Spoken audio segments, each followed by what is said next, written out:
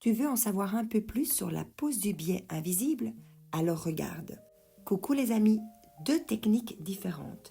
La pose du biais sur un col en V et la pose du biais sur un col avec deux angles rentrants. On va commencer par la pose du biais invisible sur un col en V. Tu disposes le biais qui est plié en deux sur l'endroit du tissu et tu épingles. Tu traces une ligne à partir de la pointe comme ceci et tu vas coudre à un point droit à la machine à 0,5 cm du bord jusqu'au repère, donc jusqu'à la pointe. Petite parenthèse, si tu veux connaître toutes les techniques sur le biais, j'ai créé une formation, le biais à la loupe, et le lien est en description. Allez, on continue. La petite particularité, c'est que dès que tu arrives presque à la pointe, tu fais un léger arrondi. Donc au niveau de la pointe, au lieu d'avoir 0,5 mm, tu auras 0,4 mm.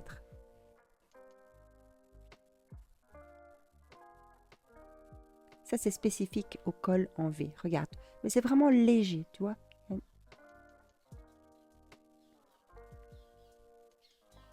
Voilà. Maintenant, tu vas disposer ton tissu comme ceci. Tout bord à bord. Donc, les deux côtés du biais et les deux côtés du tissu.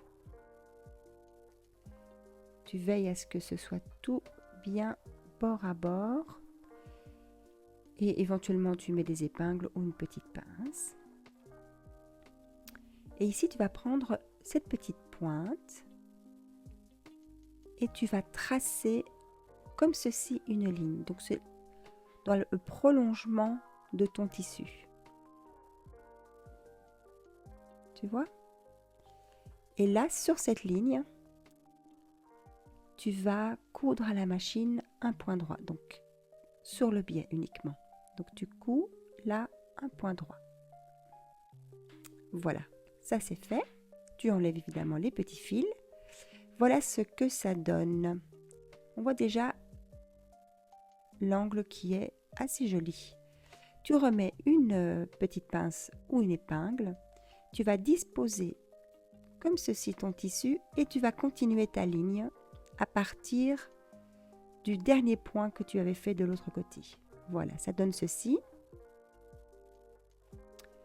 Tu vas couper à quelques millimètres du bord. Et tu vas ouvrir la couture avec les doigts et avec le fer. Je profite de ce moment pour te rappeler que tu peux toujours me laisser un commentaire pour poser une question ou tout simplement pour m'encourager.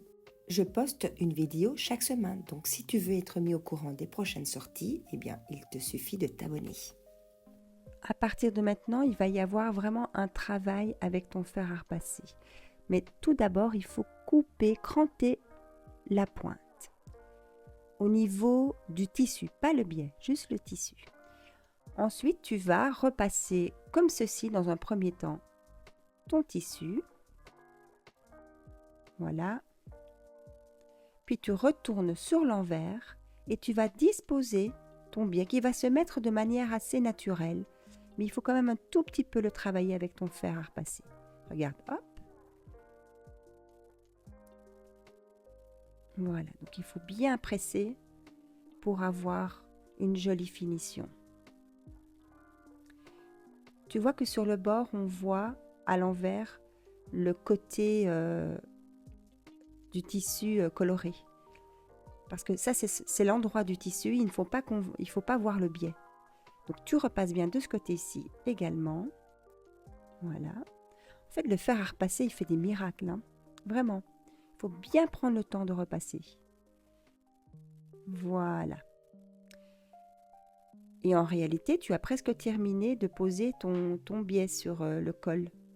Il faudra encore faire une couture sur l'envers à quelques millimètres du bord de ton biais.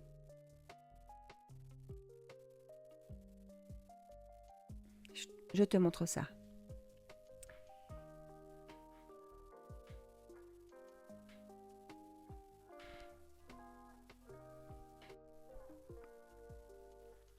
Tu vas t'arrêter à la pointe, tu laisses l'aiguille plantée dans le tissu, tu lèves le pied de biche, tu retournes ton tissu et tu continues.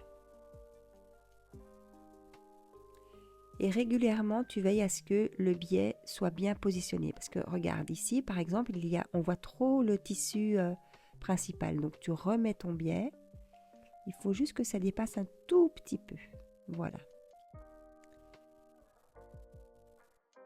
Encore un dernier petit coup de repassage. Et c'est terminé. Donc ici, il s'agissait d'un col en V. Je vais te montrer maintenant comment coudre ce biais invisible dans un col avec deux angles rentrants. Regarde. Le biais est toujours plié en deux, l'ouverture est bien vers le haut. Tu le positionnes comme ceci, une petite pince, et tu vas tracer à partir de la pointe une petite ligne, un petit repère. Tu vas coudre à 0,5 cm du bord, jusqu'au repère. Ça c'est fait. Maintenant, tu vas placer ton tissu comme ceci. C'est le même principe que pour le col en V.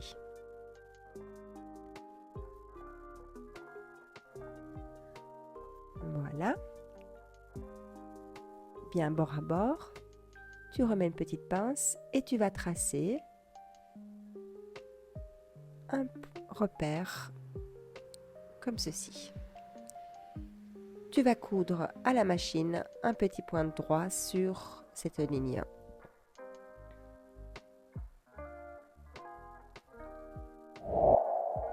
Une fois fait, tu vas positionner ton tissu et le biais de cette manière. Et ici, tu vas mettre un repère, mais pas comme pour le premier, tu vas le faire en biais, comme ceci. Et tu vas coudre, tu vas continuer la couture à 0,5 cm jusqu'au repère. Voilà, ça c'est fait. Et puis on reproduit la même chose que pour l'autre côté. Tout tranquillement. Plus tu vas en faire et plus ça te paraîtra facile.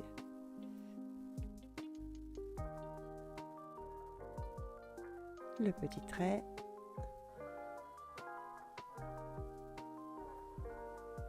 On passe à la machine.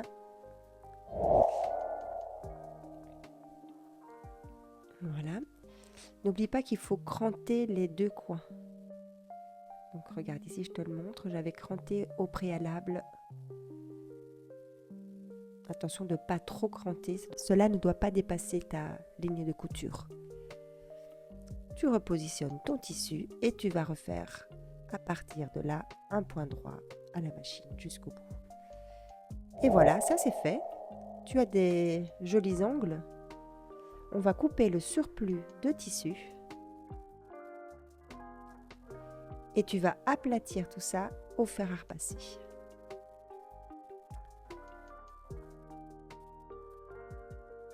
Voilà, ici c'est le travail avec le fer qui commence, tout simplement. Tu passes sur l'envers. Tu fais d'abord les côtés et tu vas voir, ça va se positionner très facilement. Regarde, on voit déjà l'angle qui se met bien.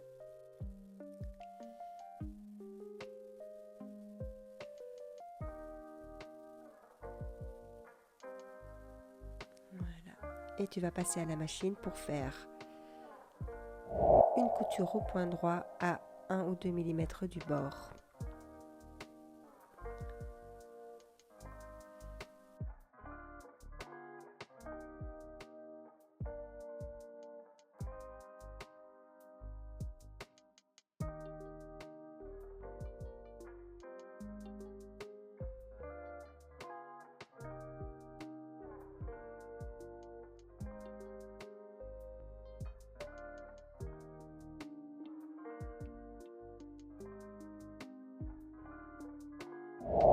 En t'exerçant un petit peu, tu seras capable de coudre de jolis cols pour les vêtements.